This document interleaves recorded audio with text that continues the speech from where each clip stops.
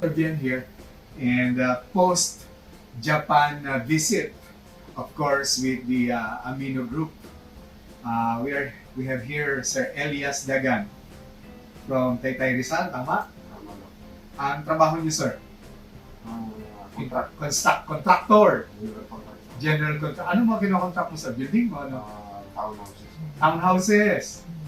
Actually, I'm a civil engineer. Civil engineer. Dapat pala lagay ko rito, Engineer Elias. Si Engineer Elias is 62. 63 now. Oo, kasi March 1 nag-birthday ka, no? And nadinig lang niya tayo through social media, and then nag-online check-up kami last February 14. Valentine.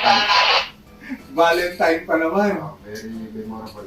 Oo, memorable. And ang reason ni Sir Elias for getting in touch with me was at that time, noong February 18, naka-catheter si Sir Elias, tama? Tama na.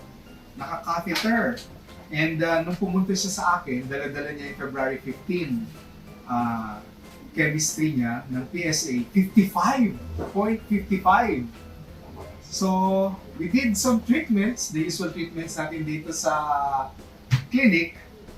And then, we gave, anong produkto yun, sir? Pinadagdagan mo, yung pinastrak mo? AHCC. Sabihin mo sa camera, sir. Ilan dosage mo? Before, it was given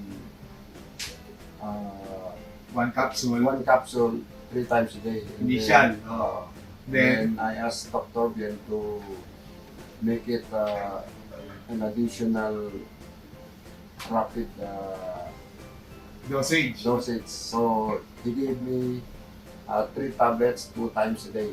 Yun. And that Yan ang is nagbigay ng malaking malaking ginawa doon sa akin. ginhawa. And from February, now it's April.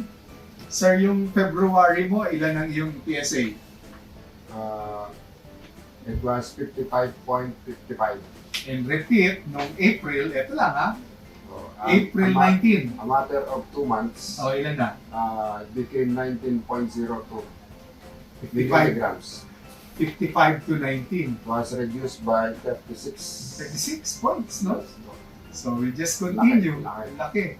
2/3 of the total volume. So, konti na lang hahabulin natin to go Ah. to 4.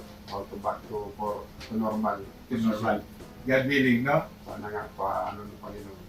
Ang Ginoon. Thank you.